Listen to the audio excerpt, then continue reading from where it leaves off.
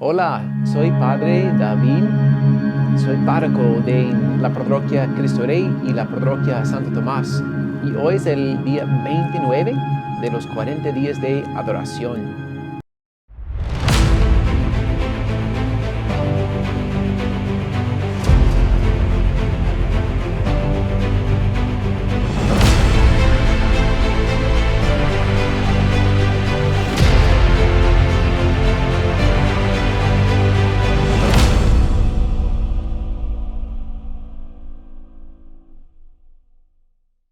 Estamos aquí hoy en la parroquia Cristo Rey con el Señor aquí expuesto en el altar principal esperándonos, ¿verdad? Tenemos exposición del Santísimo y yo sé que hay muchísimas personas que van a venir, van a tener ese encuentro con nuestro Señor. Él está cambiando corazones, ¿verdad? Está transformándonos como diócesis y como individuos. Están invitados a pasar tiempo de calidad, tiempo de oración.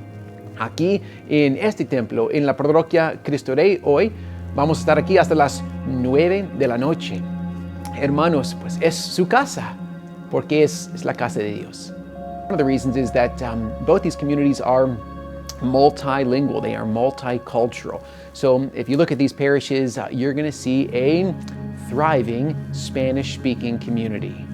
We have sacraments in Spanish, we have faith formation in Spanish, and it really is a blessing how the Hispanic church is enriching the entire Diocese of Columbus. I'm so grateful for their presence. And also at these parishes, Christ the King and St. Thomas, you see a thriving English-speaking population, right? With the sacraments in English and faith formation in English. And it's so good that these two communities, if you will, you have the American community and the Hispanic community, that they support each other, they love each other.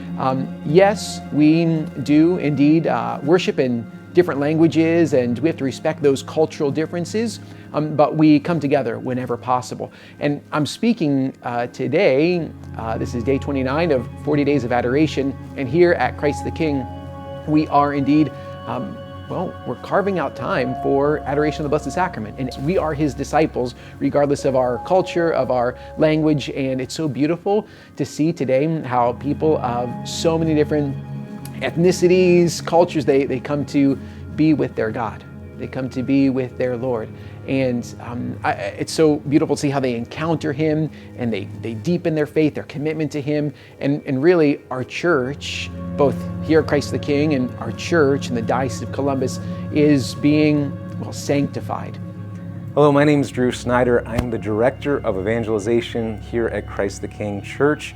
So for me personally, adoration has played a huge, huge part in just my relationship with Christ and with the church. It was when I was in college, I remember a friend had invited me to adoration. I was like, what's that?